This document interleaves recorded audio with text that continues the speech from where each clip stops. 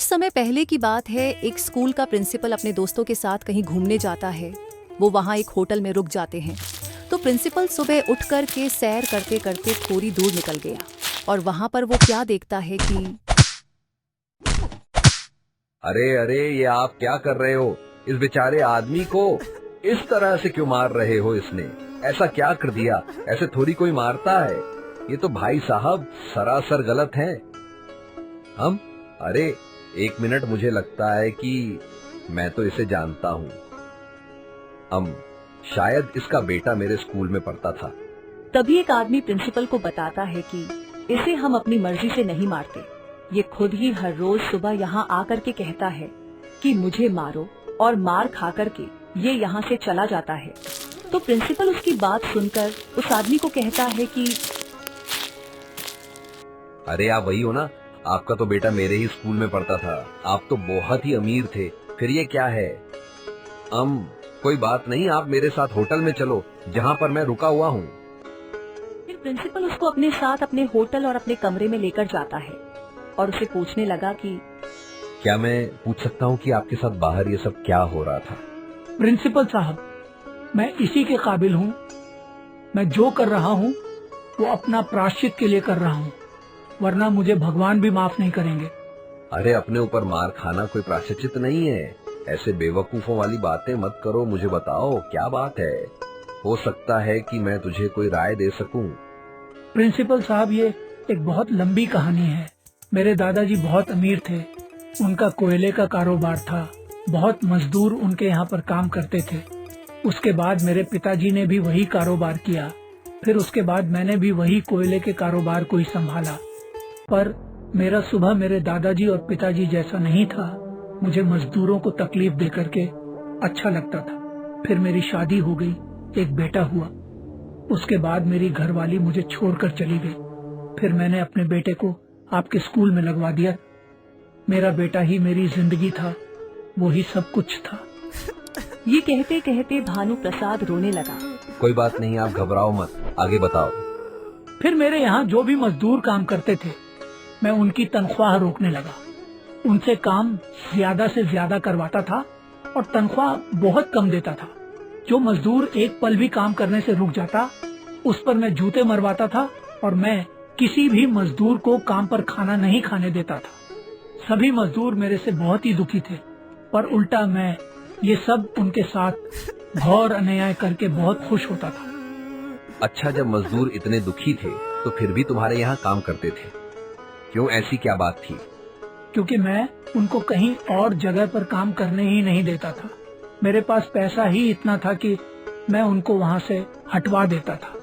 फिर मजबूर होकर के उनको मेरे ही यहाँ पर काम करना ही पड़ता था।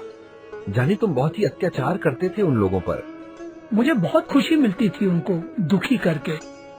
तो फिर एक दिन जो हमारा बहुत ही पुराना मजदूर था, वो बहुत अच्छा था, पर वो बीमार रहने लगा। उसके बावजूद भी मैंने उसको बहुत परेशान किया। उसको कोई भी दवा नहीं ला करके दी। उसकी एक बीवी और 2 बेटियां थीं।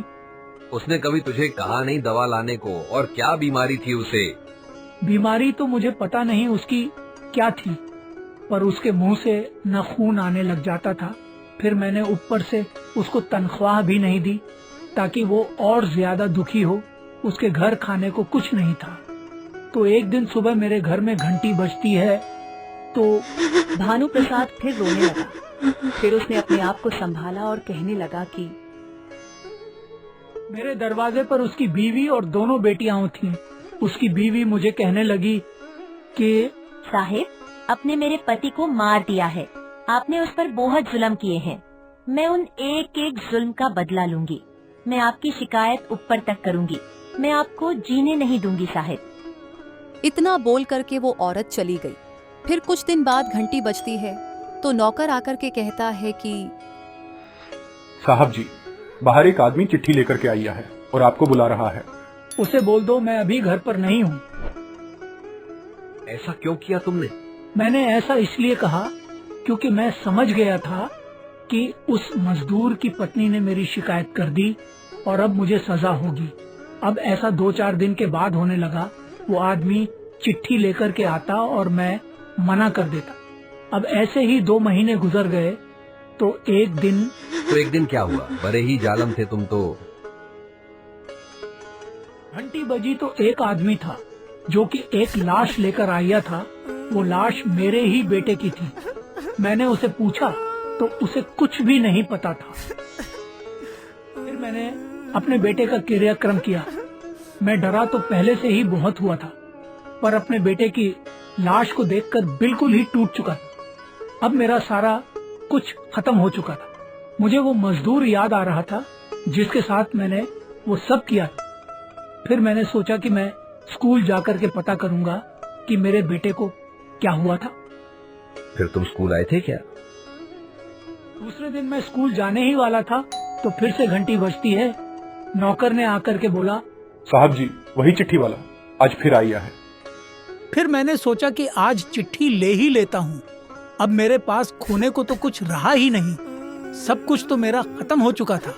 फिर मैंने वो चिट्ठी ले ली और उसे पढ़ने लगा। पापा, मैं आपको 2 महीने से हर रोज चिट्ठी लिख रहा हूँ, पर आपने मेरी एक भी चिट्ठी का जवाब नहीं दिया। मुझे कोई गंभीर बीमारी हो गई है। मेरे मुंह से खून आ रहा है पापा।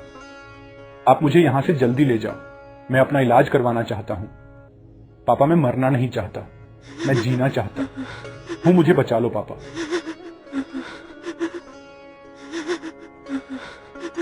भानु प्रसाद की ये बातें सुन करके प्रिंसिपल की आंखें भी नम हो गईं।